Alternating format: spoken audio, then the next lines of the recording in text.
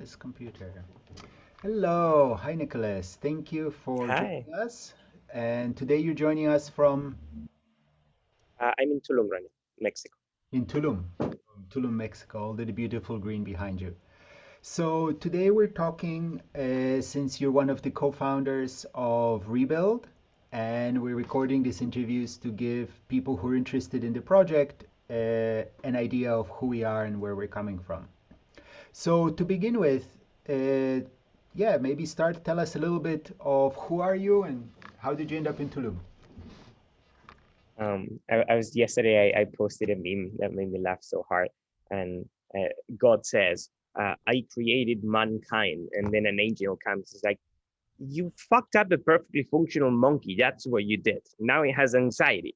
Uh, so I guess I'm an evolved monkey with a little bit of anxiety. Um, if we want to go a little deeper than that, I've had a very, very eclectic career from directing films in about the Soviet space race to doing a lot of storytelling, immersive experiences. I've been a nomadic chef for many years. I have done a lot at creating community events, but ultimately, what I have ended up using as a term to define myself in this last iteration of my career is ontological designer. And ontological design is the science that studies that whatever you're designing outside designs you inside as well. Is McLuhan saying that we design the tools and then the tools design us back? Is this idea that spaces architect the mind? And so, is anything related to from light to architecture to textures to experience to music, how all those things make us think different, make us be inspired, make us connect deeper. And so my job is in just paying attention to all these things and using them to design spaces and experiences that can I would say my ultimate goal mission is to create more happiness in people, to make people happier through spaces and experiences. That's beautiful, thank you. It's interesting that you say movie about the space race. You know, my mother, her specialty was space law, and in Oh the wow. late 60s, 70s, she was friends with all of the Russian astronauts and all the American astronauts. Actually, I read a lot about space law. I did a deep research about the space race. It was quite a dive into something that I was never like a geek for space, and then I got fascinated and I read everything. And it's fascinating because we know most of the things about the American space race because it was very public. The Soviet space race is incredibly fascinating. There are like so many dark stories, legends, things that you never know if they happen. I ended up becoming friends with a few cosmonauts. really amazing. Very Actually, fascinating time. my wife's father, may he rest in peace, because he passed away from COVID in December. He was one of the lead engineers working on Buran, the Russian Oh space wow, amazing. program, until the late 80s. Uh, so that's really cool. Experience design. And how did all of this bring you to rebuild and building villages?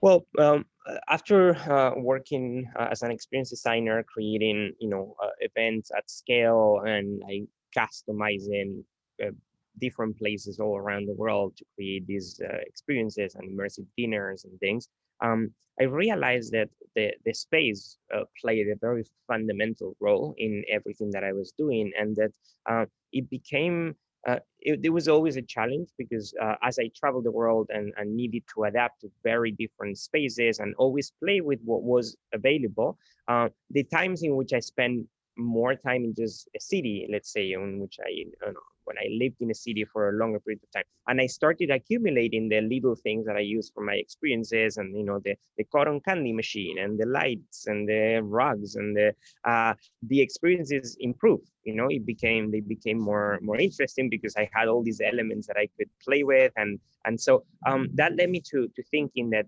creating the spaces from scratch to be designed for experience and for community and for fostering connection and for creating all these things that I was trying to create just with the experiences. was the way to go. It was much easier. You could go much deeper. You could do way better things by being able to also engineer the spaces. So I started to get really interested about that. And then, just like some casual conversations with friends about like, why don't we all buy a house or a village or build something where we can, make these wonderful events and parties that we do all together and like have this experience of, every time we get together, we live through these very intense moments of being together and being alive and connecting. And so why can't we have this more often, right? Why can we have these things be our everyday life? And so that's where I got really fascinated by the idea of building villages.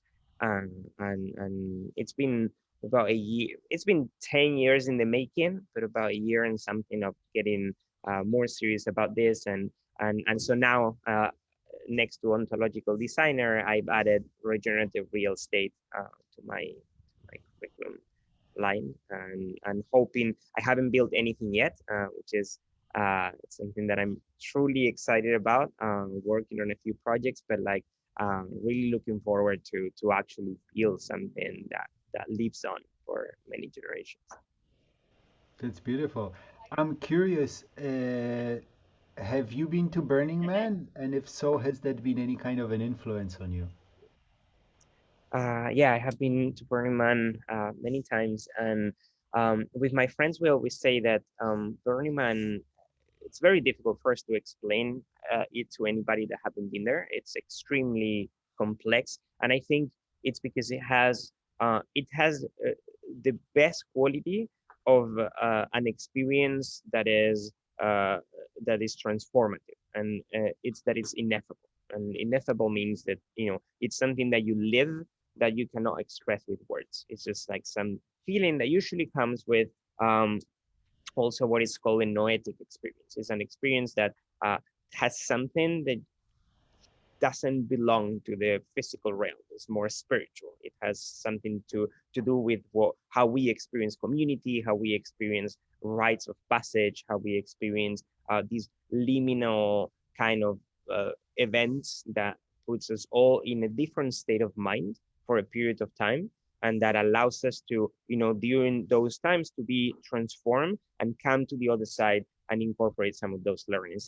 Uh, I always compare Burning Man to one of my favorite celebrations from ancient Greece, that were the Eleunician Mysteries. And it was a very similar concept. People got together in a massive celebration for 5 days, and there was all these rites of passage, and they went to the temples, and they took psychedelics, and they allowed the normal rules of society to be upheld for a few days, to be able to question them and then learn things and then come back to society and incorporate some of that. So I've learned a lot at Burning Man about community, about organization, about self-reliance, about how to structure things in ways that are more decentralized and more participatory, and definitely in terms of like how to collectively achieve flow, and these peak moments of like just being in complete flow where our ideas are expanded. And once again, that's pure ontological design. I think Burning Man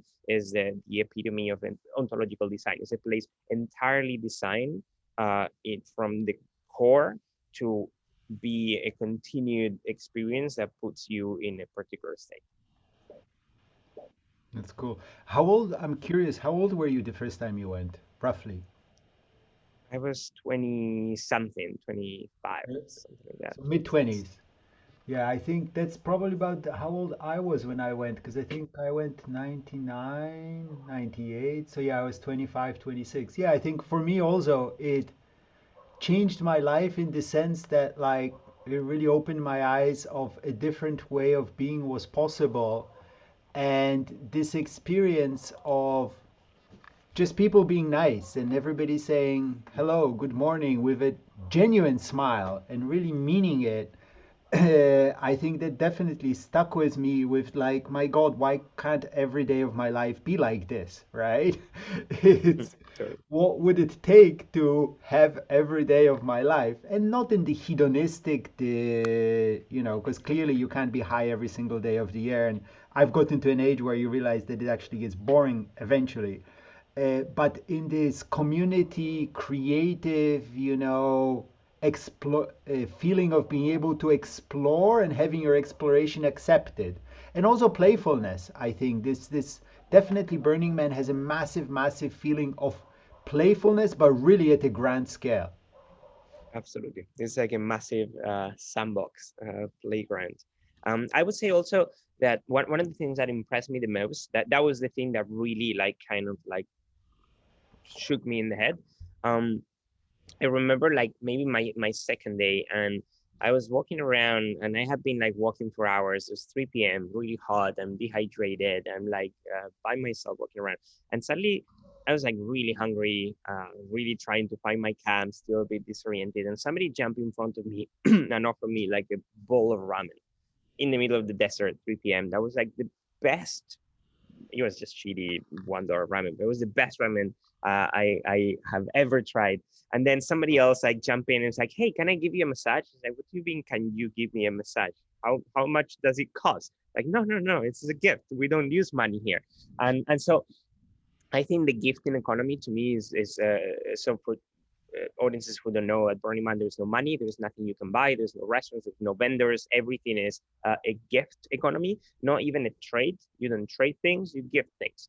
And so, and this is like an age-old tradition of many cultures, and there's a beautiful book called The Gift that talks a bit about this if you're interested. But I think it brings up something that is fascinating, in which like suddenly you remove a bit of that scarcity that we have in our society, which is, we know, a bit of what provokes that rush, that constant being aware of, like, because it's always like, how, what can I get, what is this person going to try to get from me? And so when you remove all that and you just live by gifting, and you see that when you put 80,000 people over a week in a place with that underlying rule, that very simple rule that everybody complies by, there's nothing that you won't have that you need.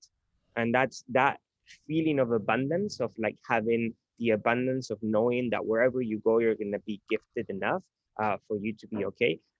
Completely like shattered my mind. And I think it's definitely one of the biggest lessons that we can take into, and it doesn't mean that we need to eliminate money from our society, but what it provokes in us, in the ways we relate to each other, in our like mental state, is definitely something to study and explore. Yeah, yeah, definitely. It's very interesting. I don't know, out of curiosity, have you spent much time or have you read or studied hunter-gatherer societies at all? Not much, no. Because I have a lot, because many people talk about like, oh, what's the natural state of man, and people look back to the agricultural village, but that's bullshit. We spend 98% of our time of existence as a species in small hunter-gatherer groups, right? Not even tribes is probably bigger, so probably less than tribe, 10, 20, 30 people. And all of the hunter gatherers which we've managed to find that kind of existed were fiercely egalitarian. Fiercely. Like, if a hunter came back with a big hunt, the whole village got around, and to make sure that his ego didn't go big, everybody was like, really? This is the best you could do? It looks sick. You probably found it dead. Like, this is the best you can. Oh, come on. Fiercely egalitarian. All meat was equally divided. And there's a whole separate conversation, but I should be asking you questions. So that's really cool. It's interesting. I think many of us share this influence from Burning Man. I love, by the way, what you're saying about ontological design. I really want to learn more. I hope you do some sessions at Rebuild about it. So, for now, tell me about your project, the village that you're working on, or village building projects you're connected with. Well, it's been a very interesting year for me because right after COVID was discovered, I was working at this hotel as head of experience, and obviously I saw it coming for hotels, and so I decided to leave that job at that time, and to lock myself down. And I was lucky enough to be in a very nourishing environment, and able to keep it low and quiet, and dive deep into this new passion that was like the building of villages. And so I planted a lot of seeds that are now blossoming beautifully. And so I'm leading or co-leading, co-stewarding, better term to use, co-stewarding a big community village project. But I'm also like helping a lot of other communities that are being built, some of them already with land, some of them still in the emergent process, also trying to put together pieces between landowners that I know that have land that wants to be transformed into something else, and then some of these communities which still don't have the land. So I've been involved in a bunch of things, but I would say the main one, the one that I'm most passionate about, is called Shangri-La. Um, and the idea for Shangri-La is a village of about, between 100 and 200 people that will have a component of like some people living in the land and building their homes. They will have a component that is slightly more transient, more addressing more of the nomadic kind, with smaller dwellings and communal settings, and like communal kitchens and living rooms where like you will have more of a co-living situation. And then the two components that I feel make these special and different is that first we're going to have a very strong, let's call it a think tank educational component, a little bit like what Esalen did in the 60s, of creating a space for conversations and deep conversations, deep philosophical design, system thinking conversations around what's possible and around what the future will look like. I feel we're in a liminal state of society where like we've gone through these past 100 years that were radically different from the past 10,000, and we've done a lot of new things, and we've kept discovering amazing things, and it has led us only so far. And so we're now in this moment in which we need to redefine what the next 100 years are going to be. And so part of the work that I'm doing with something called the Design Science Studio is this. It's like fostering new visions of the future through art and storytelling and future casting and backcasting. And so Shangri-La will be kind of we wanted to become the headquarters for these ideation of solutions and planetary solutions and visioning of the future, to get together all the people who are doing this wonderful stuff and create an environment that that fosters livingry, as Bucky Fuller used to say, that like creates the best possible environment to ideate these new futures, these new governance systems, these new villages, these new ways of interacting, and that also prototypes some of them. So I do believe that all these village projects that are emerging throughout the next decade will become the blueprints of what we will end up doing in bigger cities, and the way we will structure society. So that's one of my goals, is that we build prototypes as fast as we can, so we make many mistakes and we can write them down and share them. And that's also one of the reasons of being of Rebuild, of getting all the people who are actually doing and sharing together. And I would say the last component of Shangri-La is probably the most important one, is that element of playfulness that you were mentioning about Burning Man, of like turning the entire land not only in a living place, but also into almost like an outdoors Burning Man, but it's permanent, where you can go and dive into little rabbit holes of stories and like just really things that will allow you to expand your mind, so then you can focus and think better. That sounds beautiful. By the way, where physically is the project going to be located? What's the land? That's an excellent question. We're still figuring that out. I think it will be somewhere in North or Central America. That's great. That's beautiful. So at Rebuild, we talk a lot about regeneration and building regenerative villages. So I'm curious what that means to you. To me, it's very clear, and it's actually a tagline that I have used in almost every project that I've done. It's give more than you take, and I think is a beautiful principle. It's like just create more and give more than you're taking from whatever environment. That you can apply it to your relationships with other people, you can apply it to the land, you can apply it to the places that you visit.